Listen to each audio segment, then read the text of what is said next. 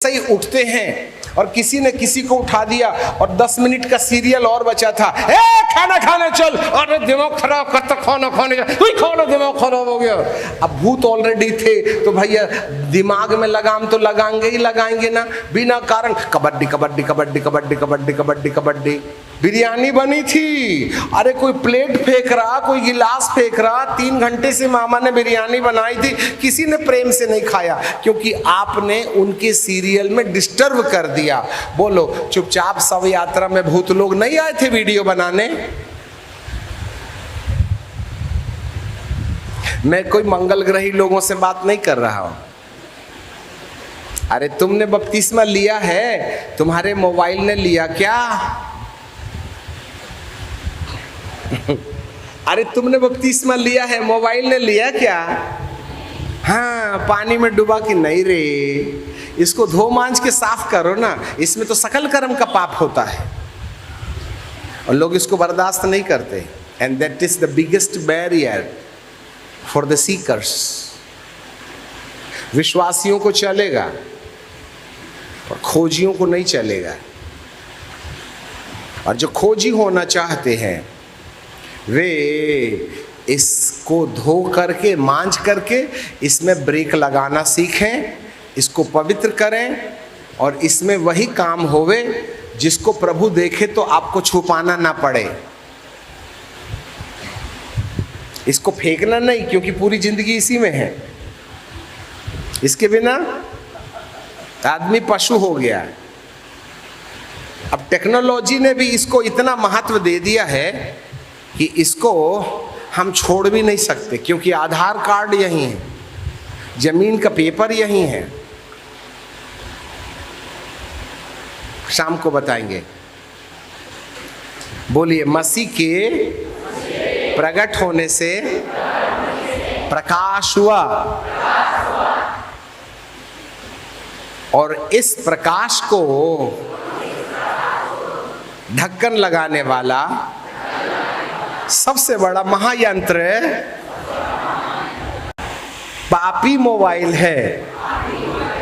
तो इसको भी धर्मी बना लो भैया। पादरी साहब, आप तो बड़े मोबाइल के ऊपर बात करते हो, पर तुम ही ने रखे हो।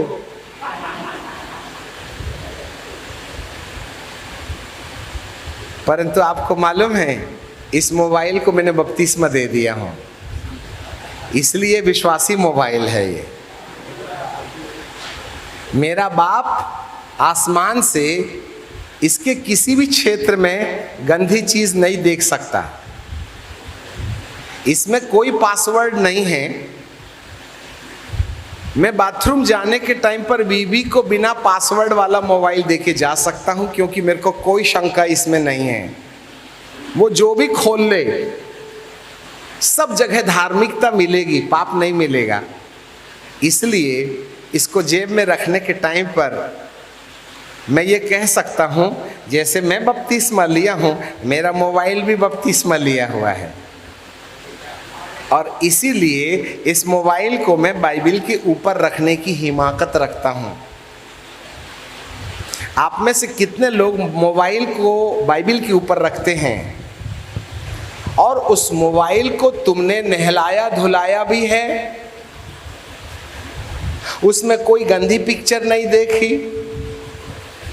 इस मोबाइल से बॉयफ्रेंड और गर्लफ्रेंड के साथ गंदी गंदी नंगी बात से ये आवाज उधर नहीं गई?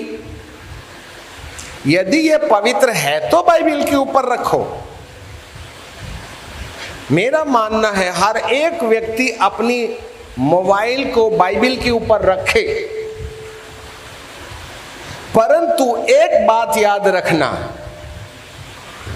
तुमको मोबाइल को आज के बाद बाइबिल के ऊपर रखने की हिम्मत होना चाहिए। और यह हिम्मत उसी समय होवे जब तुम्हारा मोबाइल धर्मी होगा, जिसमें कोई पाप नहीं होगा। तो मेरे प्रिय बेटे और बेटियों, जवानों, यदि तुम्हें मसीह के प्रकट होने की सच्चाई चाहिए तो इस अधर्मी को धर्मी में बदलना पड़ेगा। तुमने विश्वास करके पापी से धर्मी बन गए, परंतु क्या तुम्हारा मोबाइल धर्मी है? यदि नहीं तो हमें 4 बार सोचना चाहिएगा। यदि मसीह को प्रकट होना है तो वो सारी रुकावटें जो मेरे और प्रभु के प्रकट होने के सामने रखी है, उसको कहीं ना कहीं सबसाइड करना पड़ेगा, डिलीट करना पड़ेगा, उसमें रोकथाम लगानी पड़ेगी। आपको मालूम होवे, ये एक बहुत आसान तरीका है, इसके बारे में बाद में भी बताएंगे। बोलिए, मसीह के प्रकट होने से प्रकाश हुआ, जिसने मृत्यु का नाश किया, जिसने मृत्यु का नाश किया। जोर से बोलो, जिसने मृत्यु का नाश किया। अब प्रश्न ये है, किसने मृत्यु का नाश किया?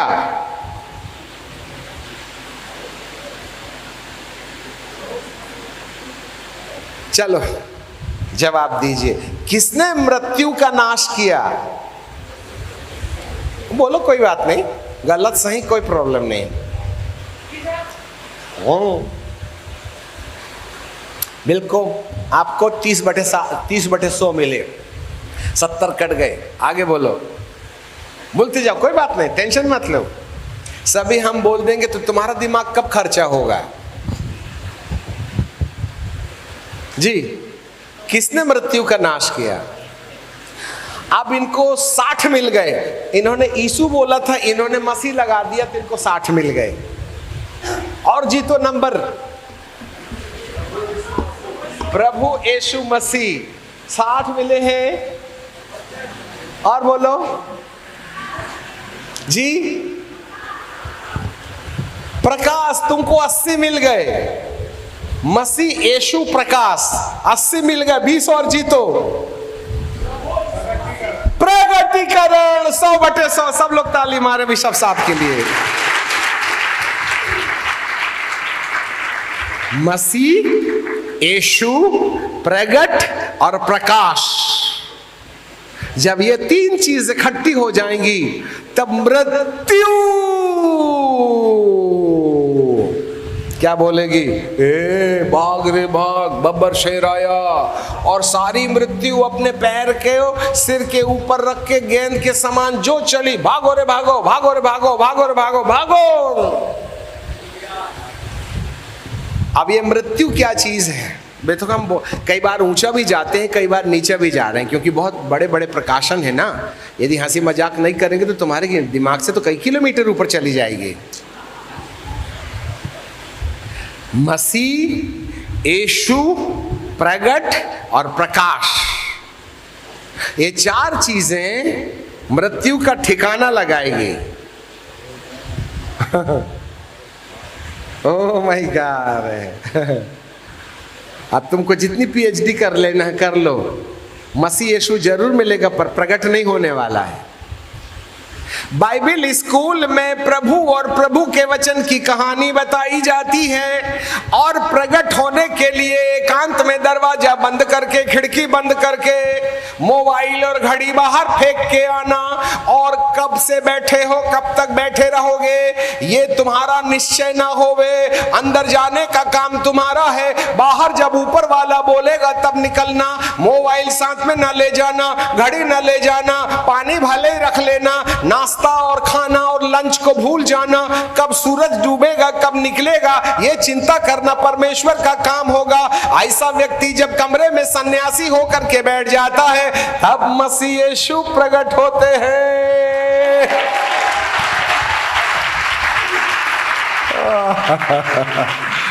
अरे नाश्ते की टेबल में प्रभु तुम्हारे सामने बैठ के थोड़ी बोलेंगे मैं यीशु मसीह हूं। तुम तो बाजू में मोबाइल में भी बात करते जाते हो और नाश्ता भी करते जाते हो। वो नाश्ता की टेबल में नहीं आता तुमसे मिलने के लिए, वो तो बंद कमरे में आता जहां बीवी का पैर भी नहीं होना चाहिए, वहां साया भी ना हो उसका, और वो कभी गई ना हो, ऐसा वाला कमरे का चुनाव करना तुम। और जाए भी तो दुआ करने के लिए जाना चाहिए। अब तुम्हारे घर में तो ऐसा कमरा है ही नहीं। स्टोर रूम है, गेस्ट रूम है, कुत्ते का रूम है, पर किसी के घर में प्रेयर रूम है? ये डॉगी का घर है, वो स्टोर रूम है, वो गेस्ट रूम है, वो किचन रूम है, वो बेटा के लिए, वो बिटिया के लिए, वो नौकरानी के लिए, कुत्ते के घर के बाजू। अरे तुम्हारे मेरे बाप के लिए कोई तो कमरा होता जहाँ चड्डी बनियान ना लटके हैं। अब तुम्हारे बेडरूम में कहीं टावल लटक रही है, कहीं चड्डी लटक रही, कहीं बनियान लटक रहा है, कहीं क्या लटक रहा है। हे पिता परमेश्वर तेरा धन्यवाद हो, धन्यवाद हो। प्रभु कहते बाप रे बाप, सारे अंडरवियर तोरण बन के लटके हुए हैं, मैं नहीं आता रे बाबा इधर।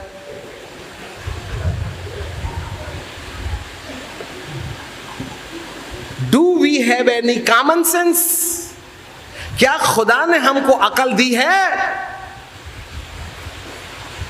जिसके सामने स्वर्गदूत के 6 पंख, 2 से पैर ढांपते हैं, 2 से मुंह ढांपते हैं, 2 से उड़ते हैं और झुक करके कहते हैं 24 घंटे पवित्र पवित्र पवित्र पवित्र।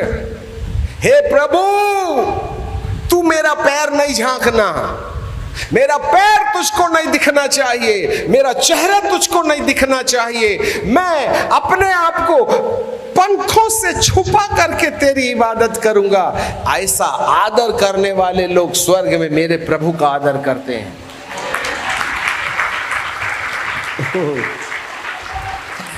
हालेलुया। अपन तो वहीं पलंग में ऐसा पैर लिटा लिए और यहाँ रख लिए तकिया और एक के ऊपर एक पैर रख लेते। ये प्रभु तेरा धन्यवाद हो, धन्यवाद हो, हालेलुया। अरे ये चक्की चल रही है क्या? ये क्या ऐसा ऐसा कर रहा है? और कुर्सी में भी बैठ जाते हैं और फिर ए पिता परमेश्वर तेरा धन्यवाद। क्यों हवा मार रहा है पंप में क्या?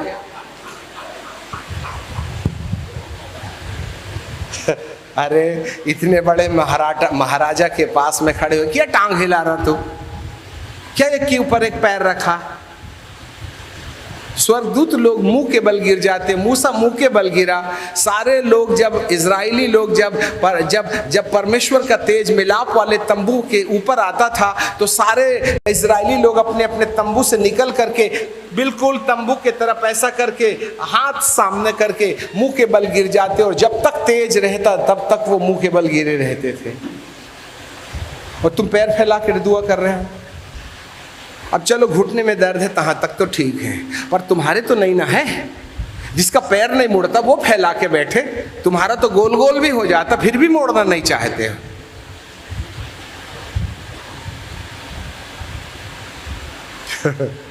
अब कितना अंतर है विश्वासियों में और खोजियों में। मृत्यु किससे भागती है? मसीह के प्रकट होने से प्रकाश जब हो जाता है तब मृत्यु भागना शुरू कर देती है। Praise the Lord. सो आज के लिए इतनी खुराक बहुत है। नहीं तो आज मोला मांगे होगे शाम को, ठीक है? कितने लोगों को समझ में आ रहा है? प्रभु के साथ मजाक नहीं कर। अब देखना, ये चूसने के लिए लगे हैं, नहीं छोड़ेंगे बोलते हैं। 2 बजे तक सिर खाओ इनका। इतनी दूर से बुलाए हैं, ऐसे छोड़ देंगे तुमको? एसी की टिकट दिए, पूरा वसूलेंगे, निचोड़ लेंगे तब ना छोड़ेंगे। हालेलुया।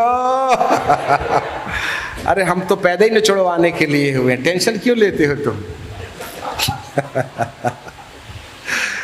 बोलो यीशु प्रभु की।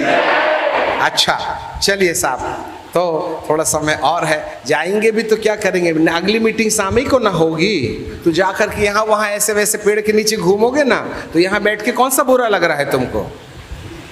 ठीक है। सो पिता परमेश्वर, अब आप बताइए मृत्यु क्या चीज़ है? अब ज़्यादा कठिन नहीं चीज चलेंगे, आधा घंटा ऊपर ऊपर ऊपर ऊपर बताएंगे, हैं? नहीं तो आपको कुछ समझ में नहीं आएगा। मृत्यु क्या चीज़ है? What do you mean by the death? एक बड़ा रहस्य है। कल सुबह की क्लास में हम इसको कंटिन्यू करेंगे, मृत्यु को। यदि किसी को मृत्यु समझना है तो आपको उत्पत्ति की किताब में जाना पड़ेगा। और उत्पत्ति की किताब में परमेश्वर पिता ने सबसे पहले मनुष्य के साथ, वाचा के साथ मृत्यु शब्द को इस्तेमाल किया था। और ये जो मृत्यु है आपको उत्पत्ति की किताब और उसका दूसरा अध्याय और उसका 17 पद में आपको मिलेगा। Book of Genesis chapter 2 and verse 17 है, जरा देखिएगा। पर भले या बुरे के ज्ञान का जो वृक्ष है उसका फल तू कभी न खाना,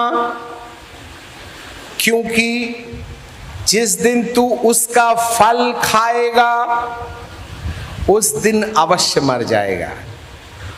बस 10-15 मिनट में खत्म करेंगे, ठीक है?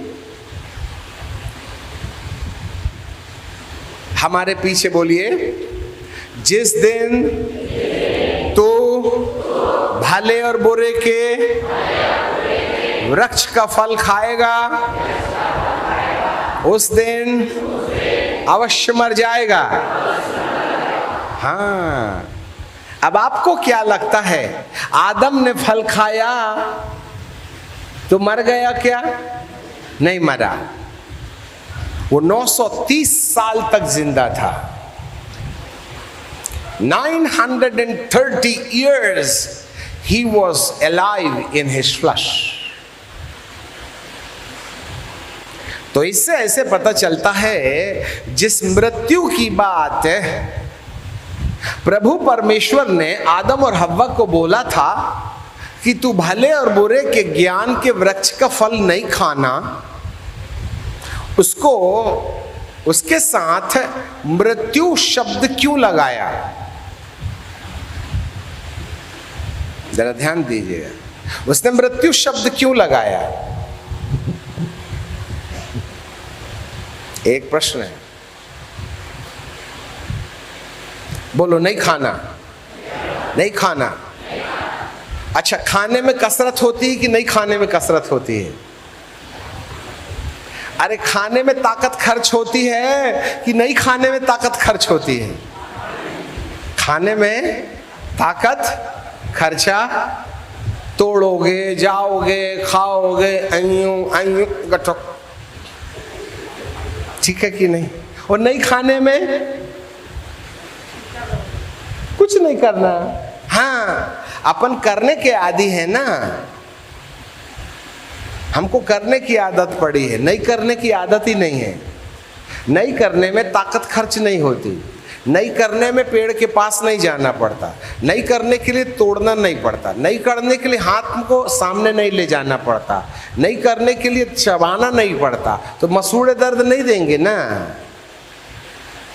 और गले को भी गुटुक करोगे तो खा लिए तो ताकत खर्च होगी कि नहीं होगी? भले तुमको ताकत खर्च होने का एहसास है या नहीं है, पर कुछ तो लॉस होता है कि नहीं होता है? हाँ, और वो भी क्या बोला था?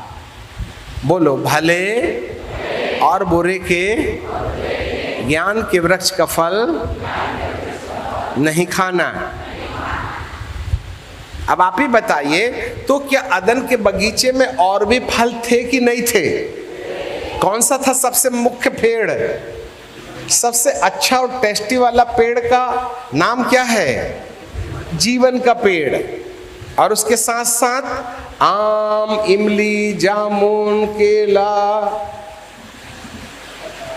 हाँ हाँ, एक आध दो चार, अंगूर, सेब,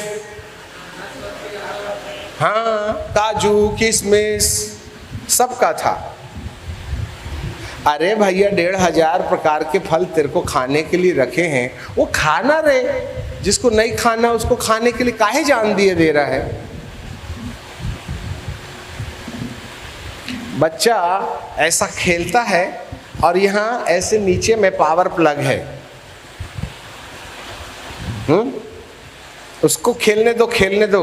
उसको बोलना, ए बेटा ये वाला जो छेद है ना, इसमें उंगली कभी नहीं डालना।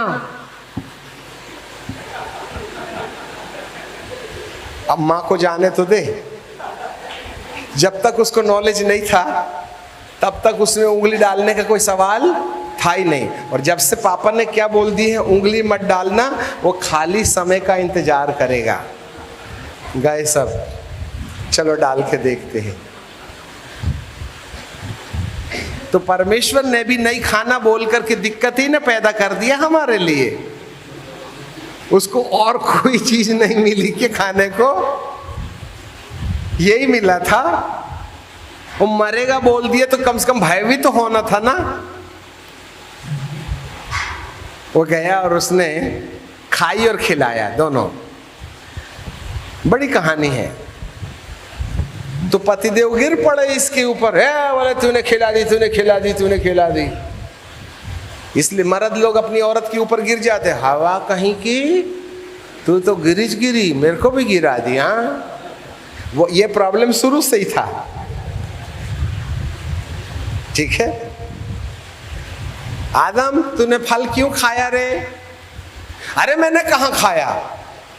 अरे हद हो गई, खाया फिर भी नहीं बोलता है। मतलब दिन दिहाड़े को, और वो भी खुदा बाप से झूठ। हे प्रभु, मैं प्रॉब्लम में था क्या? ये हवा जो तूने बनाया ना, मैं पहले ही अकेला अच्छा था। ये हड्डी निकाल के ना ये बना के तूने मुसीबती पैदा कर दिया। उसने खा के मेरे को खिलाया था, और क्या बोली थी मालूम है? इधर आइए फेथफुल हस्बैंड। और तूने मेरे को फेथफुल तो वैसे भी बनाया था। उसने बोली सावधान, तो मैं हो गया। उसने बोली आंख बंद कर, तो कर लिया। फिर उसने अपना जूठा मेरे मुंह में डाला और बोला जब तक मैं तेरे को ना बोलूं तब तक आंख मत खोलना, जादू दिखाऊंगी तेरे को। और उसने अपना जूठा फल खिला दिया, और मैंने खाया और खाया और खाया। और जैसे ही उसने बोली अब खोल के देख, तो मेरे को मैम बिल्कुल गुड मॉर्निंग थी, गुड नाइट दिखी। मैं बोला ये कौन सा जादू है? बोला ये परमानेंट जादू है। तू हवा नहीं बनाता तो मैं कभी खाता नहीं। इसने खिलाई बोल के खाया, तू जान तेरी हवा जाने। मतलब तू बाइज्जत बरी हो गया। वाह रे वाह। इसलिए ये सब इनके ऊपर गिर जाते हैं, पर आप समझते नहीं हो। आदम ने परमेश्वर ने आदम को अपने स्वरूप और समानता में बनाया था। और जैसे परमेश्वर के पास बुद्धि थी ना, जैसे परमेश्वर के पास ईश्वर का स्वभाव था ना, वैसे ही आदम के अंदर में भी ईश्वर के गुण थे। वही स्वरूप है और वही समानता है। और उसके अंदर 9 वरदान भी थे, और उसकी आंखें खुली थी, और वह हर चीज को देख सकता था, गलत और सही को। तो कल जब ये गया था ड्यूटी में ना, तो हवा को एक सफेद कपड़ा पहन के छोड़ के गया था। और जब वो वापस आया तो उसने देखा, ए तेरी सफेद साड़ी कहाँ गई रे? और ये काली तेरे को कौन दिया? ये सब वो जानता था। उसको ये भी मालूम था कि अब परमेश्वर पिता इसको बाहर निकालेगा और मैं अंदर रहूंगा, और मेरी बीवी बाहर चली जाएगी।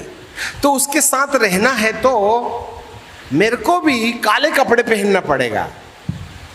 इसलिए मुझे अपने पत्नी का साथ देने के लिए कि मैं उसके संग और वो मेरे संग रहे, मैं भी जब तक फल नहीं खाऊंगा तब तक परमेश्वर इसके साथ मेरे को नहीं निकालेगा। ये निकलेगी, मैं अंदर रहूंगा तो जोड़ी कैसे रहेगी? ये निकलेगी तो मेरे को भी निकलने का रास्ता तय करना पड़ेगा। इसलिए उसने जानबूझ करके फल इसलिए खाया कि हम दोनों एक साथ अदन के बगीचे के बाहर निकाले जाएं। उसको तो किसी ने बहकाया तब उसने खाई, परंतु भाईजान तुमने तो अपने निश्चय में फल खाया था। तो इसका पाप का वजन ज्यादा है कि तुम्हारे पाप का वजन ज्यादा है? बोलो। इसलिए अब से अपना जूता इसके सिर में टोपी बना के मत पहनाना। तुम इससे महापापी हो। हवा नहीं गिराती, वो तो अनजाने में गिरी थी, तुम तो जबरदस्ती कूदे हो पहाड़ से और हड्डी तुड़वाए हो, इसलिए इससे ज्यादा ठिकाना तुमको लगाना देना पड़ेगा। इसलिए कोई एक दूसरे को दोष न देवे। देखो हमने तुम्हारी इज्जत बचाई है, ताली मारो ना। अच्छा तुमने भी